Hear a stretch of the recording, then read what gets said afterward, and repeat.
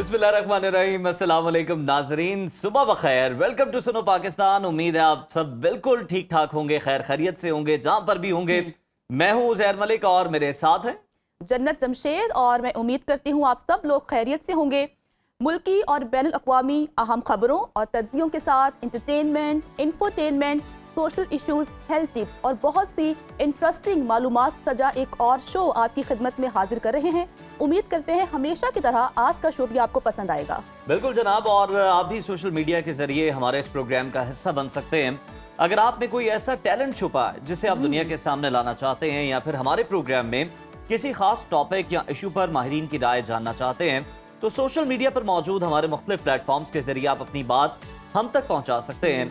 हमारे YouTube, Facebook और Instagram के पेजेस पर जाइए, उन्हें लाइक, सब्सक्राइब और फॉलो कीजिए और कमेंट सेक्शन में अपनी राय हमारे साथ जरूर शेयर कीजिए। बिल्कुल, तो प्रोग्राम का आगाज करते हैं। तो सबसे पहले हम बात कर लेते हैं विफाकी बजट की, क्योंकि इस पर गर्मा गर्म बहस का सिलसिला तो जारी है।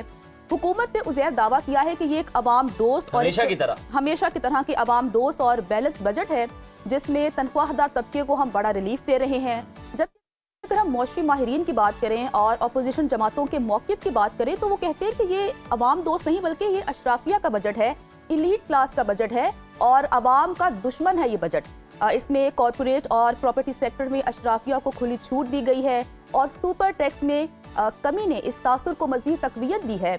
अच्छा, गुज़श्ता रोज़ वफाकी वज़ीर ख़जाना मोहम्मद औरंगज़ेब ने अपनी मौशी टीम के साथ पोस्ट बजट प्रेस कॉन्फ्रेंस की, जिसमें हुकूमत की इक़्तिसादी हिकमत अमली और नए बजट में किए गए इक़दामात पर रोशनी डाली गई। ताहम बजट पर FBR की जानिब से टेक्निकल ब्रीफिंग न देने पर सहाफ़ियों ने प्रेस कॉन्फ्रेंस का बॉयकॉट किया, जिसके बाद वफाकी वज़ीर इत्तलात अताउल्लाह तारड़ और चेयरमैन FBR सहाफ़ियों के पास गए। उन्होंने माजरत की और माजरत करने के बाद सहाफ़ियों ने बॉयकॉट खत्म कर दिया। प्रेस कॉन्फ्रेंस के दौरान सहाफ़ियों की जानिब से वफाकी वज़ीर ख़जाना और उनकी टीम पर तंदोतेज सवालात की बौछार की गई। बिजली के बिलों पर 10% सरचार्ज लगाने, पेट्रोलियम लेवी, कार्बन लेवी और पार्लियामेंटेरियंस की तनख्वाहों में कई 100 गुना इजाफे, सोलर पैनल्स की दरामद पर GST लगाने और दीगर नए टैक्सेस के हवाले से ताबड़तोड़ सवालात किए गए। वज़ीर ख़जाना ने पार्लियामेंटेरियंस की तनख्वाहों में इजाफे का दिफा करते हुए ये कहा कि महंगाई के साथ अरकान पार्लियामेंट की तनख्वाहें भी बढ़नी चाहिए। बिजली बिलों पर किसी किस्म का कोई सरचार्ज नहीं लगाया जा रहा। एक सवाल के जवाब में उन्होंने वाज़ेह किया कि अगर टैक्स कवानीन का तरमीमी बिल पार्लियामेंट से मंजूर ना हुआ तो 4 से 500 अरब रुपए के नए टैक्स लगेंगे और वो हर हाल में लगेंगे। अच्छा, एक सवाल के जवाब में वज़ीर ख़जाना ने तस्लीम किया कि हर चीज़ कर्ज पर चल रही है और हुकूमत जो भी रिलीफ दे रही है वो कर्ज लेकर दे रही है, माली गुंजाइश के मुताबिक ही रिलीफ दिया जा सकता है। जबकि दूसरी जानिब अगर हम वज़ीर आज़म शहबाज शरीफ की बात करें, तो वो तो दावा कर रहे हैं कि बजट में आम आदमी पर किसी नए टैक्स का बोझ नहीं डाला गया। तनख्वाहों में इजाफे और टैक्स में कमी से नौकरी पेशा अफराद को रिलीफ मिलेगा। मौशी तरक्की का सफर शुरू हो चुका है। अब सबको मिलकर आम आदमी की जिंदगी में बेहतरी के लिए मेहनत करना होगी। बिल्कुल जी, इस तरह की बातें तो हो रही हैं, लेकिन हमने देखा कि हुकूमत के अपने ही वज़ीर दिफा ख्वाजा आसिफ साहब ने, जो कि नून लीग के बड़े सीनियर रहनुमा हैं, उन्होंने पार्लियामेंटेरियंस की और ख़ास तौर पर जो स्पीकर कौमी असम्बली और डिप्टी स्पीकर कौमी assembly, chairman senate, deputy chairman senate की जो तनख्वाहों में बेतहाशा कई 100 गुना इजाफा किया गया है, उस पर उन्हें बड़ा आड़े हाथों लिया है और उसे माली फहाशी करार दिया है।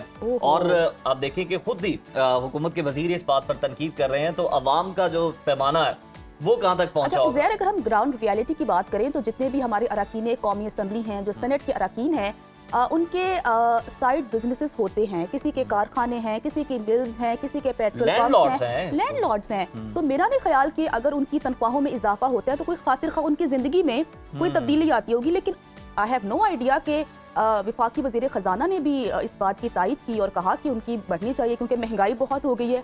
आपको लगता है कि उन पर महंगाई इफेक्ट करती होगी? अरकान पार्लियामेंट और जिनकी ये तनख्वाहों में कई 100 गुना इजाफा हुआ है ना, इनसे ज्यादा हकदार और बहुत से लोग हैं जिनकी तनख्वाहों में इजाफा होना चाहिए। आपने सरकारी मुलाजमीन की तनख्वाहों में इजाफा किया है 10%, मजीद कर देते, उनकी जिंदगी में बेहतरी आ जाती, वो अपने बच्चों को मजीद अच्छी तालीम देते, अपनी बच्चों की अगर हेल्थ की बात करें तो उनकी हेल्थ में मजीद इन्वेस्ट करते। और उज़ैर, मैं एक और पॉइंट यहाँ पर रेज करूंगी, क्योंकि हम काफ़ी लोगों से मिलते हैं, बातचीत करते हैं, आम आवाम से हमारा इंटरेक्शन होता है। वो कहते हैं कि हमसे आप टैक्स ले लो, हमसे आप पैसे ले लो लेकिन हमें मयारी तालीम दो, हमें मयारी इलाज दो। अब देखे ना, सितम बालाए सितम ये है कि अगर आप वेस्ट के साथ कंपेयर करें तो अगर वहाँ पर लोग टैक्स पे करते हैं तो वहाँ पे उनके स्कूल्स फ्री हैं, स्कूल्स में मयार तालीम अच्छा है, वहाँ पे जो अरकान पार्लियामेंट है उनके बच्चे भी उसी स्कूल में जा रहे होते हैं जहाँ पर आम वालिदैन के बच्चे तालीम हासिल कर रहे होते हैं। यहाँ पर मामला ये अक्सर उलट है, यहाँ पर आप टैक्स भी बहुत ज्यादा दे रहे हैं, फिर आप प्राइवेट स्कूल्स की भारी भरकम फीसें भी दे रहे हैं, उसके अलावा आप ट्यूशंस की फीसें भी दे रहे हैं और भी बहुत सारे जो काम है वो कर रहे हैं। इवन आपकी कोई गलियां टूटी हुई हैं तो लोग मिलके जो है वो उसकी मरम्मत करवा रहे होते हैं, उन्हें बनवा रहे होते हैं। तो हुकूमत जो है वो अपने जो करने वाले काम है वो भी करे तो लोग बाखुशी जो है वो टैक्स देंगे। और सबसे इंपॉर्टेंट ये कि आप टैक्स का बोझ उतना डालें जितना लोग बर्दाश्त कर सकें, जितना वो उठा सके और खुशी खुशी वो टैक्स दे सके गवर्नमेंट को। इस कदर टैक्स ज्यादा नहीं होना चाहिए कि उनको देते हुए भी मुश्किल लगे। और फिर होता यही है जन्नत, जो कि हम हमेशा से देखते हैं, लोग चोर दरवाजे ढूंढते हैं और नील जो है वो अपनी रिटर्न्स फाइल कर रहे होते हैं और वो बता रहे होते हैं कि जनाब हमारे पास तो है ही कुछ नहीं, हमने आपको क्या टैक्स देना। खैर, इसी तमाम तर सूरत-ए-हाल पर बात कर लेते हैं। हमारे साथ मौजूद हैं सीनियर सियासतदान और साबिक वफाकी वजीर चौधरी दानियाल अजीज साहब। दानियाल साहब, बहुत के वक्त का वेलकम टू सुनो पाकिस्तान। सबसे पहले तो बुनियादी सवाल, हुकूमत बजट को अवाम दोस्त करार दे रही है हमेशा की तरह और वज़ीर आज़म ये दावा कर रहे हैं कि बजट में आम आदमी पर टैक्स लगाने की बजाय तनख्वाहों में इजाफा किया और मुलाजमत पेशा अफराद को रिलीफ दिया। आप इस बजट को कैसे देखते हैं और ये बजट अवाम के लिए आपके नजदीक रिलीफ है या फिर तकलीफ? जी, मेरे ख्याल में इसमें कोई शक नहीं है कि पाकिस्तान एक बहुत डिफिकल्ट इकोनॉमिक सूरत हाल से गुजर रहा है, लेकिन जिस बात की मुझे तफशीश है वो ये है कि मुश्किलात तो सामना कर ही रही हैं। जैसे आप देख रहे हैं पाकिस्तान में जो पॉवर्टी के फिगर हैं, सतह गुर्बत जो है उसमें 45% पाकिस्तानी जो हैं वो अब सतह गुर्बत से बिलो अपनी ज़िंदगी गुजार रहे हैं। और ये वो फिगर हैं जो 2018 की पॉपुलेशन सेंसस के हैं। जब ये 2023 की पॉपुलेशन सेंसस इस्तेमाल करेंगे, जाहिर बात है जब आबादी बहुत बढ़ गई है, 2.55 हमारा पॉपुलेशन ग्रोथ रेट है, तो उसमें ये सतह और भी पाकिस्तानी जो है इससे नीचे चले जाएंगे। तो लेकिन प्रॉब्लम क्या है कि जब हुकूमत जो है आवाम से गलत बयानी करना शुरू कर देती है, यानी आप देखें जो 2023 का सेंसस है उसमें 22% अनएम्प्लॉयमेंट दिखाई जा रही है, 22%, जो कि अनहर्ड ऑफ है। और हुकूमत हमें जो है ना 5.5 बता रही है, वो भी पिछले साल की, और इस साल इन्होंने फिगर ही डिलीट कर दिया है, यानी इकोनॉमिक सर्वे में अनएम्प्लॉयमेंट का फिगर ही नहीं है। तो बेहतर यह होता कि ये बता देते अवाम को, क्योंकि इनकी अपनी वेबसाइट्स पे ये इन्फॉर्मेशन है सारी, तो वो बता देते और उनको बता देते अवाम को कि जी हमारा ये सूरत हाल है और इसमें से हम ऐसे ऐसे निकलेंगे, ताकि लोगों को इत्मीनान पैदा हो कि हमारी हुकूमत गोशा है। सिर्फ डिलीट कर देना तो कोई मकसद नहीं है ना, ये तो मतलब ये है कि आपके पास इसका मंसूबा बंदी ही कोई नहीं है, तो आप इससे भाग रहे हैं, बेसिकली जान छुड़ा रहे हैं, तो ये तो कोई तरीका नहीं है।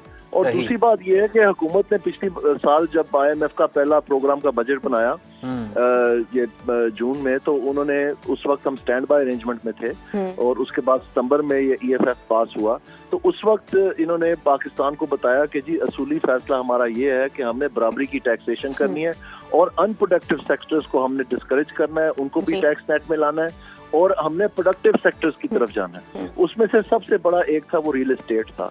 तो रियल एस्टेट के ऊपर पिछले जून के बजट में इन्होंने काफी सारे टैक्स वगैरह लगाए, क्योंकि ये अनप्रोडक्टिव सेक्टर है, इसमें कोई पैदावार नहीं होती, सिर्फ ये प्लॉटों का लेन देन और फाइलों का लेन देन में अरबों खरबों रुपए पाकिस्तानियों के और बैंकों के फंस जाते हैं। और वही पैसे अगर हम किसी कारोबार में लगाएं, किसी प्रोडक्टिव इकोनॉमिक सेक्टर में लगाएं, तो उससे मुलाजमतें भी बढ़ती हैं, पैदावार भी बढ़ती है, मामलात पाकिस्तान की मईशत के बहुत बेहतर होते हैं।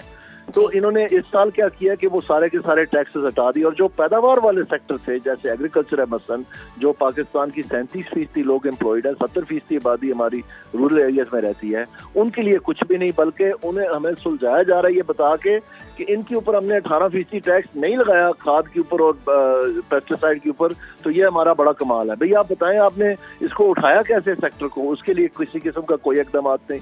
तो मैं समझता हूँ कि ये एक पॉलिसी रिवर्सल है। और आपको याद होगा PTI के दौर में ये जो PTI के सो कॉल्ड बानी है, उन्होंने ये बताया था कि रियल एस्टेट जो है ये सबसे बड़ा ब्लैकमेलर है और सबसे बड़ा जो है ना ये सेक्टर जो है ये हुकूमत को तंग करता है। और खुद भी वो उसी लपेट में आ गए जब उन्होंने ये जेलम में ज़मीनें ले ली और बनी गला में ज़मीनें ले ली एक रियल एस्टेट टाइकून से। तो ये रियल एस्टेट जो है इसमें इनके पास इतनी कैश लिक्विडिटी है। आपने देखा कि एक रियल एस्टेट कंपनी जो है उन्होंने पीआईए के लिए भी बिड कर दिया। तो आप इमेजिन कर सकते हैं कि हुकूमत के साथ ये क्या हैवक प्ले करे। लेकिन अच्छा हमें सर, उम्मीद अगर थी हुकूमत की बात करें तो जहां पर हुकूमत ने क्रेडिट लेना हो वहां तो हुकूमत क्रेडिट लेती है। इन्फ्लेशन की बात करें तो वो दावा कर रहे हैं कि इन्फ्लेशन में जो है कमी वाकई हुई है। अब जो खबरें सामने आ रही हैं उसके मुताबिक जो पेट्रोलियम लेवी है वो 78 से बढ़ाकर 100 रुपए फी लीटर करने जा रही है, जबकि पेट्रोलियम मसनूआत पर कार्बन लेवी भी लगाने की तजवीज़ है। अगर पेट्रोल महंगा होगा तो हम सब जानते हैं कि महंगाई में भी इजाफा होगा। तो इस साल आपको लगता है कि जो पिछले साल महंगाई में इजाफा नहीं हुआ था तो इस साल हो जाएगा? मेरे ख्याल में जी जो ये मीन में हम निकालते रहते हैं ना कि 2 रुपए इधर 4 रुपए इधर, ये एक गुफ्तगू है, ये भी होनी चाहिए। लेकिन जो बड़ी बात मैं करना चाहता हूँ वो ये है कि हमारी जो ये तीनों सियासी जमातें हैं उसमें पीटीआई पेश है और पीपीपी और जो नून लीग है, इनकी जानब से अगर हम ये उम्मीद रखें कि पाकिस्तान के मसाइल का ये को बड़े पैमाने पे हल निकालेंगे, ये मेरे ख्याल में नामुमकिन है। सबसे बड़ी वजह उसकी ये है कि इनकी इकोनॉमिक सोच ही कोई नहीं है। आप बताएं मुझे कि जो पीपल्स पार्टी है उनका फाइनेंस मिनिस्टर कौन है? अगर सुबह उनको हुकूमत मिल जाती है तो बिलावल साहब के जो इकोनॉमिक आइडियाज हैं वो क्या है, किसी को पता है? और इसी तरह से पीटीआई जो असद उमर को बड़े धूमधाम से लेके आए कि पहले 6 महीने में खुद ही उन्होंने ज़िबा कर दिया उसको, और फिर मांगे के जो हफीज शेख साहब एक्चुअली पीपल्स पार्टी के मांगे के थे 2008 में, उनको ले आए। और फिर मांगे के शौकत तरीन साहब जो पीपल्स पार्टी के पहले ही मांगे के थे उनको ले आए। तो इनके पास तो कोई है ही नहीं, आज बता दें कौन है।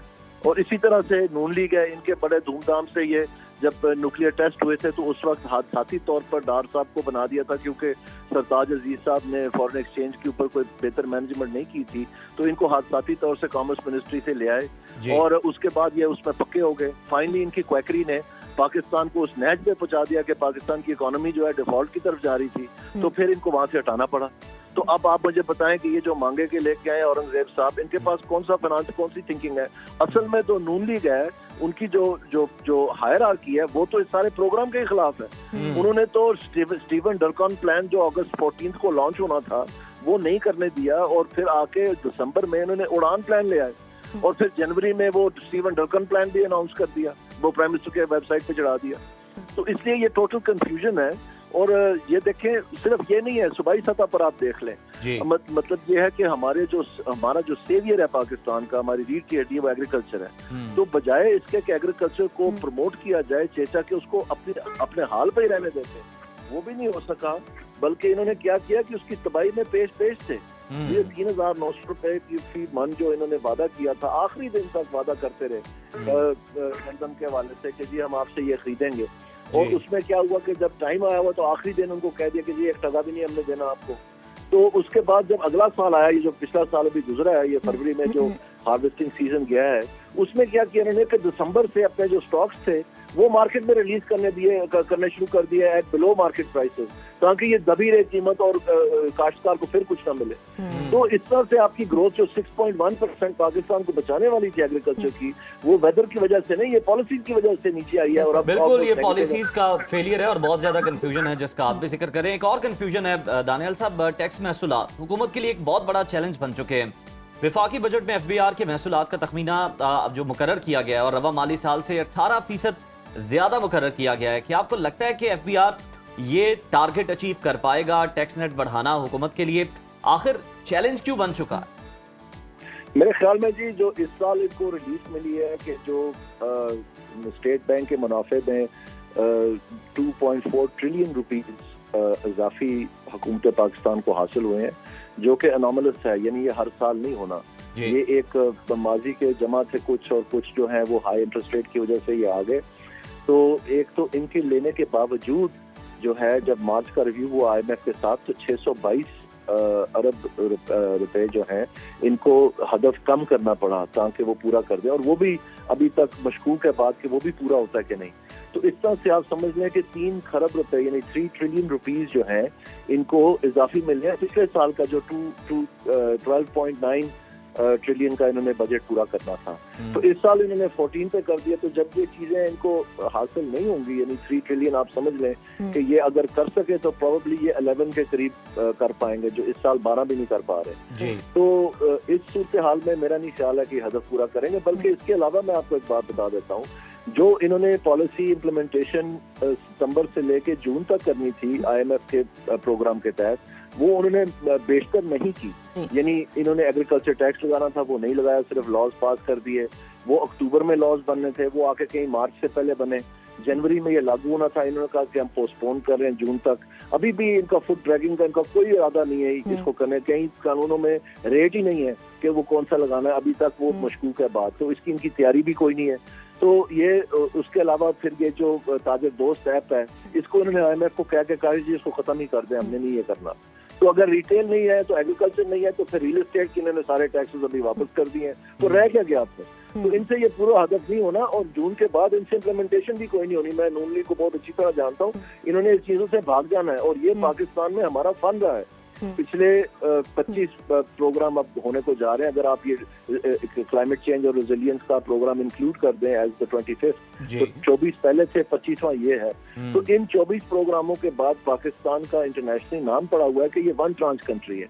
इसलिए ये तमाम चीजें फ्रंट लोड करते हैं, क्योंकि उनको पता है कि पहले ट्रांच के बाद ये भाग जाते हैं। तो ये हमारा महवर है, ये हमारा फन है, हमारी इंतजामिया ये काम करती है। 25 दफा हमने किया है, अभी ये फिर तैयारी कर रहे हैं। मैं आपको बता रहा हूँ कि ये जून के बाद इनकी इम्प्लीमेंटेशन जो है वो बहुत बड़ा, मैं बता रहा हूँ, क्योंकि पॉलिटिकली नून लीग की लीडरशिप जो है वो इसके साथ को रिलीफ देने की बात आती है, तो हमारे जो विफाकी वजीर खजाना साहब हैं वो कहते हैं कि ये कर्ज की बिना पर हम दे रहे हैं, कर्ज हमारे पास आ रहा है तो हम आवाम को रिलीफ दे रहे हैं। सोचने की बात यह है कि अवाम तो टैक्सेस दे रहे हैं, आपने ऐसी पॉलिसीज भी बनाई, ऐसे तरीक़ाकार भी बनाए कि आप आवाम से अच्छा खासा टैक्स ले रहे हो, उसके बाद भी हुकूमत का ये कहना कि उन टैक्सेस की बुनियाद पे नहीं, कर्ज की बुनियाद पर हम आपको रिलीफ दे रहे हैं। तो हमारे साथ दानियाल अजीज साहब मौजूद थे। सर बहुत शुक्रिया सुनो पाकिस्तान को वक्त देने के लिए। और बिल्कुल जी, दानियाल साहब ने भी निशानदेही की बड़े दुरुस्त अंदाज में कि जो कंफ्यूजन है वो बहुत ज्यादा पाई जा रही है हुकूमत के अपने अंदर के पॉलिसीज जो हैं वो किस तरह से बनाई जाएं। और कल भी हम बात कर रहे थे ज़राअत की, एग्रीकल्चर की, आपका फोकस एग्रीकल्चर पे नहीं है। हम सब जानते हैं कि हम एक ज़रूरी मुल्क हैं, हमें वहाँ इन्वेस्ट करना चाहिए जहाँ से हमें रेवेन्यू आए। अगर वहाँ पर इन्वेस्ट नहीं करे, रेवेन्यू नहीं आएगा। तो आई हैव नो आइडिया कि हुकूमत का फोकस वहाँ पर क्यों नहीं है। पहले जब थी बम्पर क्रॉप्स हुआ करती थी तो पाकिस्तान खुद कफील होता था अपनी खुराक के मामले में, गंदम के मामले में, चावल के मामले में, हमें कभी एक्सपोर्ट करता था, ज्यादा हो जाते थे। लेकिन अब ये है कि हमें इंपोर्ट करना पड़ता है और इतने डॉलर्स हमारे पास है नहीं कि हम उन्हें इंपोर्ट कर सकें। तो देखना यह कि फिर ये ज़राअत किस तरह से आगे बढ़ेगी, किसानों को किस तरह से रिलीफ मिलेगा। और अगर खुदा न खास्ता उन्हें रिलीफ नहीं मिलेगा तो फिर वो यकीनन ये गंदम, ये चावल जिनका रेट बहुत ज्यादा कम मिल रहा है उन्हें, वो इसकी तरफ कभी नहीं जाएंगे, इस फसल को कभी भी काश्त नहीं करेंगे। So let's take a break. Stay with us. Break के बाद सुनो पाकिस्तान में आपको वेलकम कहते हैं। नाज़रीन, वक्त के साथ साथ तवानाई के ज़राए भी तब्दील हो रहे हैं और दुनिया भर की तरह पाकिस्तान में भी शमसी तवानाई का रुझान तेजी से बढ़ रहा है। महंगी बिजली और लोड शेडिंग के बायस इलीट और अपर मिडिल क्लास अक्सरियत सोलर तवानाई पर मुंतकिल हो चुकी है। इब्तदा में हुकूमत की जानिब से भी इसकी भरपूर हौसला अफजाई की गई। नेट और ग्रीन मीटरिंग के जरिए सार्फिन की जानिब से 27 रुपए फी यूनिट बिजली खरीदी गई और 2024 में माहौल दोस्त शमसी तवानाई को फरोग देने के लिए सोलर पैनल्स, बैटरीज और इन्वर्टर्स में समेत कई जो आलात थे उन पर कस्टम ड्यूटी खत्म कर दी गई थी, जिसके बायस हैरान कुन पाकिस्तान 2024 में दुनिया का सबसे बड़ा सोलर पैनल्स दरामद करने वाला मुल्क बन गया। एक साल के दौरान 70 गीगावाट से ज्यादा सोलर पैनल्स दरामद किए गए हैं। इसी तनाजुर में पंजाब हुकूमत ने भी अवामी रिलीफ के लिए बड़ा कदम उठाते हुए CM Punjab free solar scheme का आगाज किया, जिसके तहत सूबे में 200 यूनिट माहाना से कम बिजली इस्तेमाल करने वाले सारिफीन को मुफ्त सोलर सिस्टम्स फराहम किए गए। मगर अब इस हवाले से हुकूमत की पॉलिसी में एक बड़ा शिफ्ट सामने आया है और विफाकी बजट में सोलर पैनल्स की दरामद पर 18% GST लगाने की तजवीज़ दे दी गई है।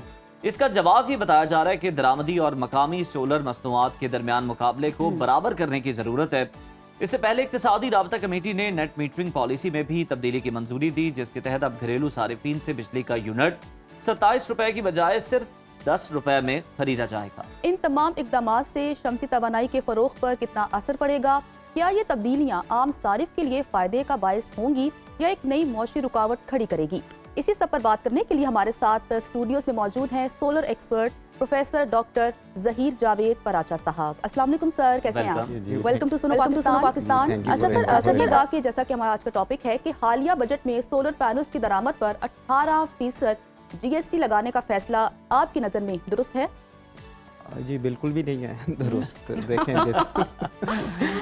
दिस इज़ वेरी अनफॉर्चुनेट कि हम विदाउट प्लानिंग चीज़ें हाँ। करते हैं, ठीक है। जो इसकी बेसिस लिएगी वो इसलिए ये बेसिस ये लिया गया कि हमने लोकल जो है मैन्युफैक्चरिंग को प्रमोट करना है, जी राइट। लेकिन अब उसका कोई ऐसा कोई स्टैटिस्टिकल डाटा नहीं है हमारे पास, ठीक है। लोकल तो अभी जस्ट है ही नहीं इतनी ज़्यादा ना। अच्छा। गिने चुने पावर प्लांट्स है, जो इंडस्ट्री है, गिने चुने हैं जो लोग कर रहे हैं, और वो लो वोल्टेज की कर रहे हैं क्योंकि अच्छा, जो लो है वोल्टेज। तो फिर ये मुसाबकत किस किस्म की पैदा करना चाह रहे हैं? तो आइडिया गलत नहीं है, लेकिन इसके ऊपर होमवर्क इन्हें करना चाहिए। Planning लेकिन होनी चाहिए। There has to have a plan. एक प्लान होना चाहिए जिसमें इसमें इन्वेस्टर्स को आप ये एनकरेज करें। अब ये देखें ना कि बड़ी अनफॉर्चुनेट सी बात है कि इन्होंने रॉ मटेरियल पे भी जीएसटी लगाया हुआ है, राइट। तो उसमें उनको रिलीफ दे। देखें ना, रॉ मटेरियल आना है और ये सोलर पैनल्स बनने हैं, जी। उसमें भी इनकी जो है उनको उस पर टैक्स किया हुआ है। तो मेरा ख्याल है कि इन्हें चाहिए कि ये तमाम स्टेक होल्डर्स को बुलाएं, ये देखें, कोई प्लान बनाएं कि 1 ईयर प्लान क्या है, कितने जो है फैक्ट्रीज लगेंगी जो कि बनाएंगे, ठीक है। तो इस तरह से ये जो चीज़ नंबर 10 पे 10 अगर पॉइंट्स थे उसके 10वीं चीज़ पहले कर दी है। अच्छा। तो 9 पॉइंट्स तो इन्होंने प्री रेक्विजिट्स तो मीट ही नहीं किए। तो 9 पॉइंट्स में ये हो सकता है कि they should make a comprehensive policy जिसमें कि रॉ मटेरियल पे ज़ीरो करें, हीरो करें। ठीक है, और उसमें टैक्स फ्री जोन्स बनाएं, इंफ्रास्ट्रक्चर में सपोर्ट करें, रेड टेपिज्म को ख़त्म करें, इन्वेस्टर को अट्रैक्ट करें, फिर वो मतलब है कि क्वालिटी एश्योरेंस करें, क्योंकि क्वालिटी एश्योरेंस भी बड़ा इंपॉर्टेंट है ना। जो इम्पोर्टेड पैनल है दैट उसकी ब्लूमबर्ग की रेटिंग है, Tier 1 के पैनल हैं, उनकी प्रोडक्टिविटी बहुत बेहतर है। तो ये सारे स्टेप्स बहुत इंपॉर्टेंट है before they try to take ये दिस। तो ज़हीर साहब हमने बात कर ली कि हुकूमत को क्या करना चाहिए था। अभी भी इस पे सोच विचार करके जो है वो बेहतरी ला सकती है, जिस तरह से आप भी तजावीज़ दे रहे हैं। दरामदशुदा सोलर पैनल्स पर ये जो जीएसटी लगाया जा रहा है, इससे आम जो सारिफ है, एक तो कितनी कमी आएगी कि वो सोलर जो है वो लगवा सके, और दूसरा उन्हें किस किस तरह से नुकसान पहुंचेगा? नुकसान ही आम सारिफ का है। हाँ जी। नुकसान ही देखें ना, नुकसान। जीएसटी जो है ना ये फिर फायदा ट्रांसफर किसको होगा? नहीं? फ़ायदा तो उन लोगों को ही है, IPPs अगर आप कह सकते हैं। अब अच्छा, मैं आपको मज़े की बात बताऊं कि ये जो अपने पैसों से जो लगा रहे हैं सोलर, जो भी बेचारे पैसे करके अपने घर पे, वो भी एक IPP ही है, छोटा सा IPP है, वो भी तो इंडिपेंडेंट पावर प्रोड्यूसिंग एक उसका प्लांट है ना ये वो। तो ये छोटे जो मुन्ने से IPP का बड़े IPP से मुकाबला है। उनमें वो बैलेंस बरकरार करने के लिए हुकूमत ऐसे इकदाम कर रही है। तो अनफॉर्चुनेट है, दिस इज़ वेरी अनफॉर्चुनेट कि उनकी कैपेसिटी पेमेंट्स वो एक it's a different topic, right. तो मैं ये कहना ये चाह रहा था, नुकसान इसलिए है कि जीएसटी जो है ना, general sales tax, it is passed on to the customer. तो ये ना इम्पोर्टर ने को भी वो भी एडजस्ट करवा लेगा, लेकिन जो आपने कहा नुकसान तो बेचारे उसका ही है, जो इतने हमारे जो कस्टमर्स हैं उनकी कॉस्ट ऑफ वो जो है इंस्टॉलेशन कॉस्ट ऑफ वो सोलर पावर प्लांट जो उन्होंने लगवाना है वो बढ़ गई है उनकी। तो ये दैट इज़ नॉट फेयर। इसकी कोई इन्होंने जो मकामी तौर पर जो सोलर पैनल्स तैयार किए जा रहे हैं या उनकी पैदावार है, वो क्या इतनी है कि वो सार्फिन की जो ज़रूरियात है उनको पूरा कर सके? Not at all, not at all. देखें, एक साल में 16 से 17 गीगावाट इन्होंने जो है इंपोर्ट किया। वो तो मेरा तो ख्याल है कोई डाटा निकलवाना चाहिए। I don't think even megawatts में भी होगी, मुझे पता नहीं है, लेकिन मतलब और वो लो वोल्टेज के कर रहे हैं ना। अब जो सोलर पैनल जो इंपोर्ट हो रहा है वो 700 वाट्स तक भी हो रहा है और टॉप क्वालिटी। हाँ, तो अब ये लोग अगर 150-200 वाट का कोई बना भी रहे हैं, क्योंकि वो compete नहीं कर सकते उसके साथ। तो गवर्नमेंट की डायरेक्शन हो सकता है ठीक हो, बट उसका it is not an effective plan. पहले प्लान लाएं, पॉलिसी लाएं, रॉ मटेरियल पे उन्हें ज़ीरो करें, फैसिलिटेशन करें उनकी, फिर एक 1 ईयर प्लान दें कि कितने जो है सोलर फैक्ट्रीज लग जाएंगी जी। फिर जाके आप स्टेज वाइज फिर आप कंपेटिटिव फिर आप जीएसटी इम्पोज कर दें उन पे। और बल्कि जीएसटी तो होना भी नहीं चाहिए, इसकी रेगुलेटरी ड्यूटी होती है। जीएसटी तो फिर एडजस्टेबल है, आप ड्यूटी डिफरेंट ड्यूटी लगाएं ना, ये एक जीएसटी रईस तो साहब, बनता ये भी नहीं बताएं है। कि मकामी सनत की बड़ी हुकूमत बात कर रही है सोलर पैनल्स के हवाले से, क्या कोई ऐसी अथॉरिटी मौजूद है जो कि इस बात का तयन कर सके, इसको देख सके कि जो मकामी तौर पर पैनल्स तैयार हो रहे हैं, अगर मुस्तकबिल में भी वो होने हैं, कोई इस तरह की फैक्ट्रीज लगनी है, तो उनका जो मयार है वो इंटरनेशनल स्टैंडर्ड्स को मीट कर सके? देखें, इस वक्त जो बॉडीज़ हैं, जो मतलब है कि मैं खुद भी सोलर का बिजनेस करता हूँ after my when I left my vice chancellorship. तो इस वक्त जो हैं कुछ बॉडीज़ हैं, अल्टरनेटिव एनर्जी डेवलपमेंट बोर्ड की कुछ कैटेगरी वो इंस्टॉलेशन की है, बट इस तरह की कोई ऐसी बॉडी नहीं है कि जो मैन्युफैक्चरिंग को रेगुलेट कर सके। इस तरह की मेरे ज़हन में तो नहीं है इस तरह, क्योंकि मैं मैन्युफैक्चरिंग में हूँ नहीं, लेकिन होना चाहिए सारी क्वालिटी एश्योरेंस के पैरामीटर्स और वो सारे जो है ना, वो मेरा ख्याल है होना चाहिए। तो मेरा ख्याल है कि ये सर फिर काम पहले होना चाहिए। अगर आप मकामी सनत की बात कर रहे हैं और आप कह रहे हैं कि मकामी सतह पर भी जो है वो तैयार होने चाहिए, तो उससे पहले कोई बॉडी तो होनी चाहिए जो कि देख सके उनको। हाँ, बॉडी होने चाहिए। देखें, पब्लिक डायलॉग होनी चाहिए, पब्लिक पॉलिसी होनी चाहिए, एग्जीबिशंस कन्वेंशंस होने चाहिए, स्टेक होल्डर्स को लाना चाहिए, बताना चाहिए, सारे जो स्टेक होल्डर्स हैं वो आके बताएं कि भाई क्या कैसे है। मतलब इस तरह से तो एक आपने जस्ट एक स्टेप लिया है और उसका कोई फ़ायदा। अच्छा, अब जो ये इन्होंने अगर स्टेप लिया है, मेरा क्वेश्चन ये होगा कि विद इन 1 ईयर कितने सोलर पावर प्लांट ये जो है सोलर फैक्ट्रीज लग जाएंगी। अगर साल बाद अगर किसी कोई फैक्ट्री लगना ही नहीं है तो फिर आपने ये आवाम का तो नुकसान कर दिया। बिल्कुल। तो आप ये देखें ना कि इसका लेट्स से अब हम अज्यूम करते हैं, चलें जी, एक हाइपोथेटिकली हम अज्यूम करते हैं इन्होंने सही डिसीजन लिया जी। 1 साल बाद फिर आप मुझे बुला लीजिएगा, मैं आपसे देखेंगे हम कि कितने जो है फैक्ट्रीज लगेंगे। तो सर अगर हम ये देखें ना, फिर गवर्नमेंट भी तो बेचारी है ना, उसका भी तो आप समझे ना कि वो देखें, वो कहते हैं आईपीपी से हमारे मुआहदे हुए हैं, बड़े लंबे मुआहदे हैं कई सालों के, और हमने उनसे तय कर लिया है, हमने बिजली खरीदनी है, हम फिर उसकी खपत कहाँ करेंगे? क्योंकि इंडिकेशन तो हुकूमत पहले से दे रही थी कि जिस तरह से यूनिट की प्राइस कम करके 10 रुपए पे ले आए, जो कि बाय कर रही है गवर्नमेंट एक सोलर पैनल वाले से, तो सर फिर उन्होंने भी तो अपनी बिजली कहाँ इस्तेमाल करनी जो आईपीपी से महंगी खरीद रहे हैं? देखिए, वो जो मुआहदे हुए जैसे हुए उसको तो मैं नहीं कमेंट कर सकता, लेकिन अभी तो आवाम पिस रही है ना। देखें, इनपुट कॉस्ट किसान की जो है ना, उसको एक देखें ना, आप ये गंदम की या जो भी है प्राइस नहीं दे सकते जी, आटा महंगा हो जाएगा, यार उसकी इनपुट कॉस्ट ही कम कर दो, बिजली की कॉस्ट ही कम कर दो, उसको इतना ही रिलीफ दे दो बेचारे को। हमें तो ट्यूबवेल्स के साथ सोलर लगे नजर आते हैं, तो वो जाहिर सोलर है पे चल रहे हैं जनाब ट्यूबवेल, ताकि वो किसी तरह से तो है अपनी जो प्रोडक्शन है वो उसकी कीमत को कम कर सके। तो वो और पूरी दुनिया से शमसी तवानाई पर मुंतकिल हो रही है, तो हुकूमत को चाहिए कि वो आवाम को फैसिलिटेट करे, ना कितनी इतने महंगे सोलर पैनल्स कर दे कि आवाम की पहुंच से वो दूर हो जाएं। सर बहुत शुक्रिया प्रोग्राम में शिरकत करने के लिए। ब्रेक का वक्त हो गया, ब्रेक के बाद वापस आएंगे, आप देखते रहिए सुनो पाकिस्तान। वेलकम बैक टू सुनो पाकिस्तान वंस अगेन। नाजरीन, हर साल सर्दियों में लाहौर और पंजाब के कई इलाके स्मॉग की लपेट में आ जाते हैं, जिससे बच्चों, बुजुर्गों और सांस के मरीजों की जिंदगी शदीद मुतासर होती है। सिर्फ यही नहीं, ये स्मॉग ही है जिसकी वजह से उन दिनों में लाहौर दुनिया के आलूदा तरीन शहरों में सर फहरिस्त होता है। स्मॉग की बड़ी वजूहात में से जो एक अहम वजह है वो धुआं छोड़ती पुरानी और खराब गाड़ियां हैं। यही वजह है कि पंजाब हुकूमत ने अब व्हीकल इमिशन टेस्ट जो है उसका एक अहम और इनकलाबी कदम उठाया है। यानी हर गाड़ी को अब साबित करना होगा कि वो फजा को आलूदा नहीं कर रही।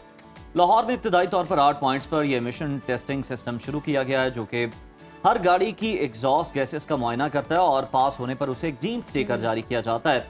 पंजाब एनवायरनमेंट प्रोटेक्शन डिपार्टमेंट की रिपोर्ट के मुताबिक 90% से ज्यादा नई गाड़ियां टेस्ट में कामयाब हो रही हैं, जबकि 15 साल से पुरानी गाड़ियों में नाकामी की शरह सबसे ज्यादा है। ये इमिशन टेस्ट दरअसल होता क्या है, कैसे किया जाता है, इसके फवायद क्या हैं और आम शहरी को इस हवाले से क्या समझना और करना चाहिए, इन तमाम पहलुओं पर गुफ्तगू करने हमारे साथ शो में मौजूद हैं तर्जुमान पंजाब क्लाइमेट डिपार्टमेंट साजिद बशीर साहब। अस्सलाम वालेकुम सर, वेलकम टू सुनो पाकिस्तान। Thank you. कैसे हैं? अल्लाह का शुक्र। अच्छा सर, सबसे पहले तो देखने वालों को आम लफ्जों में बताइएगा कि ये इमिशन टेस्ट बेसिकली है क्या? बेसिकली आप इसको इस तरह सिंप्लीफाई कर सकते हैं कि कोई भी चीज़, कोई गाड़ी है अगर वो एक्सेसिव धुआं दे रही है, तो या बाइक है या रिक्शा है, वो अपनी एक हमने नेशनल एनवायरमेंटल क्वालिटी स्टैंडर्ड्स बनाए हुए हैं, कानून के अंदर हमने प्रेस्क्राइब रीडिंग्स दे दी हैं कि इससे ऊपर अगर उसकी इमिशन होगी, उसमें कार्बन मोनोऑक्साइड की रेशियो ये होगी, तो वो गाड़ी जो है वो अनफिट करार दी जाएगी। आज से पहले कानून के अंदर ना जो प्राइवेट व्हीकल्स थी या एलटीवी थी, इनका कॉन्सेप्ट नहीं था। हम फोकस करते थे सिर्फ कमर्शियल व्हीकल के ऊपर या ट्रक्स के ऊपर, और आपको पता है वो तो सिटी में डे टाइम में एंटर होते ही नहीं है, वो तो रात 12 बजे के बाद उनकी एंट्री होती है और सुबह 6 बजे से पहले वो वापस निकल जाते हैं। और उनका अगर हम नंबर चेक करें पंजाब एक्साइज के अंदर तो वो ना होने के बराबर है। यानी कि कमर्शियल व्हीकल जो HGVs हैं वो अगर आप बिल फर्ज लगा लें वो 2 लाख हैं, तो जो छोटी गाड़ी है वो 60 लाख है। तो अब 60 लाख एक तरफ है, 2 लाख एक तरफ है। अगर वो 2 लाख भी एक अगर हम चेक करें या प्रॉपरली वो चेक नहीं हो रही तो 60 लाख तो निगलेक्टेड था। फिर आपको एक सरप्राइजिंग एलिमेंट बताता हूँ, लाहौर में ना 52 लाख के करीब बाइक है सही, और डेली तकरीबन 1800 के करीब इसमें इजाफा हो रहा है जो नई परचेज होती हैं या यूज में, ये सारा कुछ ना। तो इन सारों का अगर आप एग्रीगेट निकालें ना तो वो चंक बहुत बड़ा बनता है। स्मोक के हवाले से एक अर्बन डिपार्टमेंट ने एक स्टडी की थी, उसमें उसने बताया था कि अर्बन सिटीज यानी कि जो डेवलप्ड सिटीज हैं जहाँ पर शबल बर्निंग नहीं है, इंडस्ट्री कम है, एक साइड पर है, ब्रिक किल्स नहीं है, तो वहाँ अगर स्मोक की रेशियो बहुत ज़्यादा अगर आ रही है तो उसकी बेसिक कॉज जो है ना 83% दिया था उन्होंने ट्रांसपोर्टेशन का कंट्रीब्यूशन। तो उसके बाद फिर ये डिसाइड किया गया, और पहले ये ट्रांसपोर्ट डिपार्टमेंट करता था कमर्शियल व्हीकल्स की। अब चूंकि थोड़ा कैपेसिटी का भी इशू था, मैन पावर का इशू था, टेक्निकलिटीज का इशू था, तो फिर इन्वायरमेंट ने इसको टेक ओवर किया। और हमने इसको टेक ओवर करने के बाद जो है बाकायदा इसका लॉ हमने अमेंड किया। लॉ अमेंड करने के बाद सारा फार्मूला वगैरह हमने बना के तो ये अब हमने जो एमिशन टेस्टिंग सिस्टम है ये हमने लाहौर से स्टार्ट किया है। ये भी एक्सपेंड भी करेगा, पंजाब में जाएगा, और अभी इनिशियली ये पंजाब सिर्फ लाहौर के अंदर है। ठीक है, यानी इसका दायरा पूरे पंजाब तक पूरे फैलाया पंजाब में जाएगा। जाएगा। अच्छा साजिद, हमें ये बताइए कि फिलहाल हम देखें कि बड़ी लंबी कतारें लगी होती हैं, टेस्ट का लोगों को पता है कि कौन कौन से पॉइंट्स है, बड़ी अवेयरनेस आपने दी भी है। अभी तो ये फ्री है, बाद में इसकी फीस क्या हो जाएगी, और अगर कोई नई ग्रीन स्टिकर लगवाता तो फिर क्या जुर्माना होगा, उसके खिलाफ क्या कार्रवाई होगी? और ये भी बता दें, हमने देखा है लाइंस के अंदर अब बड़ा खौफ आपका जो है वो इस वक्त है आपके डिपार्टमेंट का कि बड़ी लंबी लाइनें लगी हुई हैं, मीलों लंबी लाइनें लगी हुई हैं जहाँ जहाँ पॉइंट्स हैं। उसमें हम देखते हैं कि नई गाड़ियां भी खड़ी हैं, 0 मीटर गाड़ियां भी खड़ी हैं। तो क्या कोई इस तरह की ब्रैकेट भी बनाई गई है कि एक गाड़ियां जो हैं, जो नई हैं, जो 5 साल पुरानी हैं, इनको इस्तना है, क्योंकि आइडिया होता है कि ये गाड़ियां सही होंगी, इनका जो एमिशन टेस्ट है वो करने की जरूरत नहीं है। क्या ये भी बनाया गया है या बिल्कुल ही जो है किसी को भी इस्तना नहीं है, सारी गाड़ियां जो हैं उनका टेस्ट होगा? अच्छा, इसके अंदर ना 2 हमने स्लॉट्स बनाई हुई हैं। जो पहली स्लॉट है ना उसमें 22 की जो मैन्युफैक्चर्ड गाड़ियां हैं ना 3 साल पुरानी, उनको हमने एग्जेम्प्ट कर दिया। अच्छा, एग्जेम्प्ट कर दिया। हाँ, सही। वो उसके ऊपर ग्रीन स्टिकर एप्लीकेबल नहीं होता अभी, नंबर 1। नंबर 2, आपने बात की रश की, आपने बूथ का बताया 8। शुरू में हमारे पास एनालाइजर कम थे, हमें आइडिया नहीं था कि पब्लिक का रिस्पांस ये आएगा। हम भी ये एक्सपेक्टिंग कर रहे थे, सही। क्योंकि आपको पता है ना कि हम लोग कोई भी चीज़ या कोई भी कैंपेन लॉन्च होती है तो हम अल्टीमेटली जब सख्ती होती है तो तब हम कोई इसमें इंटरेस्ट लेते हैं। आप हेलमेट की कैंपेन देख लें, इंक्रोचमेंट की देख लें, जब तक थोड़ा थोड़ी या जुर्माना या सजा या गिरफ्तारी ना हो तो लोग इंटरेस्ट नहीं लेते। मगर ये चीज़ हमारे लिए बड़ी खुश आइन थी, और आप सुन के हैरान होंगे कि हम बिल्कुल एक्सपेक्टिंग कर रहे थे कि पब्लिक का ये रिस्पॉन्स आएगा। तो इसका मतलब ये है कि पब्लिक भी चाहती है कि स्मोक कम हो, वो अपना रोल प्ले करें। और 8 बूथ से अब हमने टोटल 20 बूथ कर दिए हैं। पहले एक बूथ में 1 एनालाइजर और 1 टीम होती थी, अब हर बूथ के अंदर 3 एनालाइजर 3 टीम्स हैं। तो प्रैक्टिकली अगर आप देखें तो 60 बूथ हो गए हम। ठीक है। और 20 प्लेसेस जो हैं वो तो हमने फंक्शनल कर दिए हैं सारे के सारे। पहले हम डिफरेंट प्लेसेस पे लगा रहे थे, मगर इसमें ना लॉजिस्टिक्स का, इलेक्ट्रिसिटी का, फिर सीटिंग का, फिर जो प्रोटोकॉल के रूट्स होते हैं, काफ़ी चीज़ें उसके अंदर देखनी पड़ती हैं हमें। कुछ रोड छोटे हैं, ट्रैफिक कंजेशन ज़्यादा हो जाता था, तो इससे फिर हमने इसको सेग्रीगेट करके जो खुले पॉइंट्स है बड़े, जैसे CBD है, ठीक है, वॉल्टन वाली साइड है, पैकेजेस की पार्किंग है, डोलमेन मॉल की पार्किंग है, तो उनको हमने यूटिलाइज किया है। और वहीं पर हमने एक बूथ की जगह 3-3 एनालाइजर लगा दिए, यानी कि प्रैक्टिकली वहाँ पे 3 बूथ हैं इस टाइम। तो अब ये लाइंस वाला कॉन्सेप्ट भी जो है ना इंशाल्लाह ये खत्म हो जाएगा, क्योंकि अब एक तो डेट एक्सटेंड कर दी, पहले 30 में ही थी, अब हमने 30 जून कर दी है। और दूसरा ना गाड़ियों की फिटनेस का इदारा ऑलरेडी मौजूद था आज से पहले भी, विक्स बोलते हैं उसको, ठीक है। इनके 3 सेंटर्स हैं लाहौर के अंदर, कोई भी जाना चाहे वहाँ जाके अपनी गाड़ी, बाइक कुछ भी टेस्ट करवा सकता है। मगर लोगों को शायद अवेयरनेस नहीं थी उसकी, या नॉलेज में कमी थी, या वैसे लोगों को बावर नहीं कराया गया।